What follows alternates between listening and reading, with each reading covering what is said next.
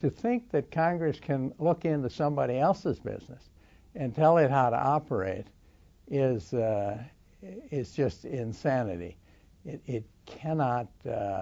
Congress has no capability and no good judgment and no experience in those fields, such as banking or investment banking or insurance or automobiles, as it now thinks it's going to do. And so all it can do is confuse the issue and hold the executive branch back from executing the programs that Congress has asked it to execute. If Congress sees something wrong with the program, it needs to pass a new law. It does not need to hector whoever is managing it in the best way that they can. Now, that doesn't mean that all the management is good. Probably a lot of it isn't. A lot of it, at least with respect to TARP, is unknown at this point because it takes time for that to work its way through. Many of us suspect that we are not doing quite the right things, but it's hard for any of us to know. In general, however, do not expect Congress to do that which it cannot do. Congress can enact laws. It is very clumsy and slow operating because the framers of our Constitution intended it to be that way. And so we have to be patient with it. But we should be impatient with Congress when it tries to do things for which it was not intended.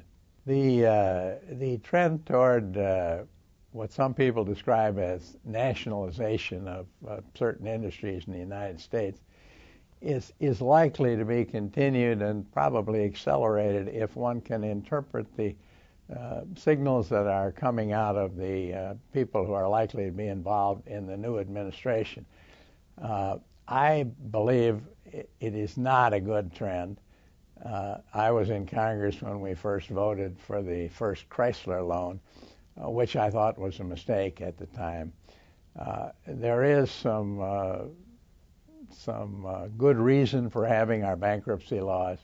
There is what economists used to call the creative destruction of the market system. And when companies do not perform well, they need to be weeded out. Now, at some point, when their problems threaten our whole system, government feels compelled to act and should act. But my preference is that it keep those actions to a minimum. When we go into specific sectors like automobiles or other forms of manufacturing, and I believe that other sectors of the manufacturing area will be coming for their dip into the public trough, I think we get into great trouble.